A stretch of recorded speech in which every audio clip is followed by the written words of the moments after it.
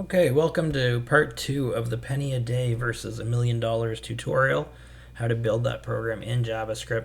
We left off by saving just kind of a basic intro here, a title and a picture.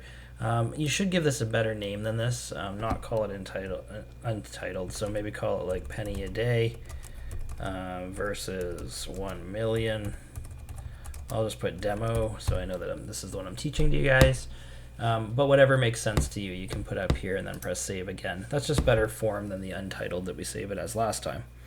So now what I'm going to do is go back to where we left off, which was after the image source. And that's what the SRC is, by the way, source. We gave it a source of an image on the internet is where we left off. Just go ahead and go a couple lines down, and what we're going to do is we're going to just make like a line break here so that what we do next doesn't happen like right beside the picture. So this is a very common HTML command to use.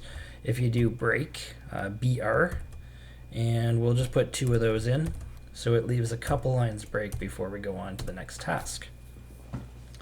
So the next thing we're going to do is we're going to actually get into the scripting part versus the website part.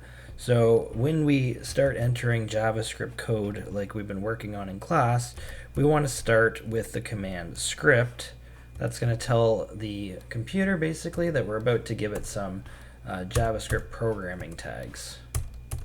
So I'm just going to space this out a bit so I have lots of room to write. You can go ahead and set it up like that. Notice I did the script and I did the / script to end it so that it will know where this ends eventually. All right, the next thing that we have to do is we have to get a prompt from the user about what month they're really talking about here, because if you've ever done this by hand, you'll notice that the penny a day doubling changes drastically in the final days of the doubling process. So it could be said that if the month is February, which has 28 days normally, that's going to be different than one of the months that has 31 days and so on. So what we're going to try to do is write a program where the user can just input the number of days that they're dealing with in the month, and then they can actually see whether or not it's a better deal to take the penny a day that's doubling or the $1,000,000 up front. All right, so the first thing we need to do is we need to know how many days are in the month. So this is how we're going to do that. We have to create a variable, as we've done many times in class. We're going to call it month num, like so. I recommend that you keep things pretty much exactly the same for this part, for part A. That way it's a little bit easier for you. And then in part B, where you do your bank machine, you can use whatever things you want for that. So month num is equal to, and now we're going to use the command prompt.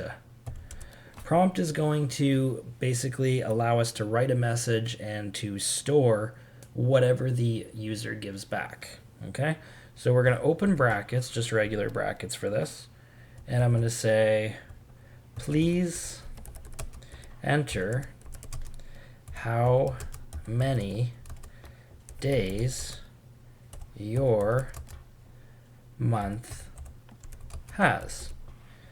And I'm going to close my quotations, and I'm going to put a comma, just a regular comma. All right, now I'm going to put a space, and I'm going to put another quotation here, and then I'm going to put a less than sign, and I'm going to put in days in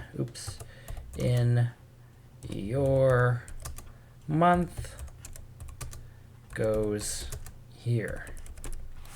Close that, quotations, regular bracket, and semicolon.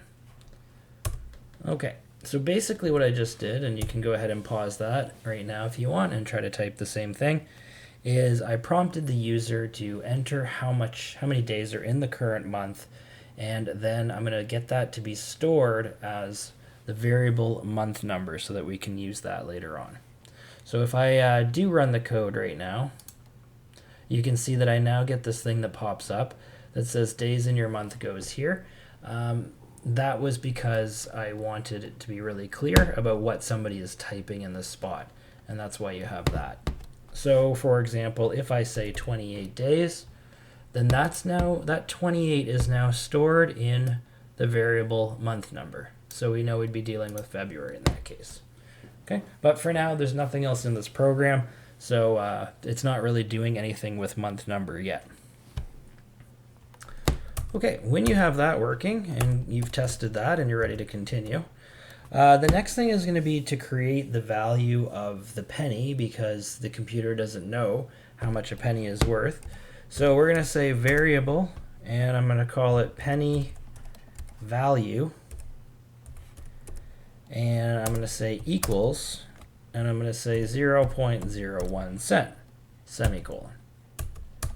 All right, so what we've got now is we've told the computer, basically the penny value, what the value of that, and it could have been a constant too, but we just stored it as a variable. All right, so now we get into the loop that's going to basically make this happen. We need to know how the penny value changes, and that's why we couldn't just leave penny value as a constant in this case. It had to be a variable, because it is going to change as the month goes. It starts as 0.01, but we know that every day it's going to change. For example, after day 2, it's going to be worth twice as much. So it's going to be worth 2 cents, and then 4 cents, and then so on as we go throughout the month. All right, so we need a loop now that's going to cycle through the month, and it's going to keep track of how much penny value has changed by. And for that, we're going to start, as you know, we write loops with the word for. We open our bracket. We say for a variable, this variable is just to keep track of where the loop is at. We've usually used I in class. So I'll say I is equal to 0. You know that a semicolon comes next. Now, for the condition of when this changes, I'm going to say as long as I is less than, okay? And I don't know how many days are in the month, or do I? I actually do, because the user gave it to me back here. So I'm going to say as long as I is less than month num, which is our variable. Okay, there we go. And I need a semicolon after that. And I need my I++ to increase the value of I every time it goes through the loop. Finally, I need my open squiggly bracket here. I'm just going to push that closed squiggly down a little bit until I can figure out what I want to write in my loop. So make sure you do have the indent. You can see right now that we're indented right here. And this is going to tell the computer what is part of the loop.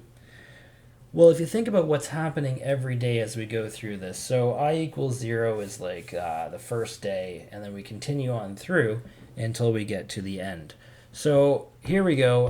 We're going to say that penny value, okay, there, it's already there.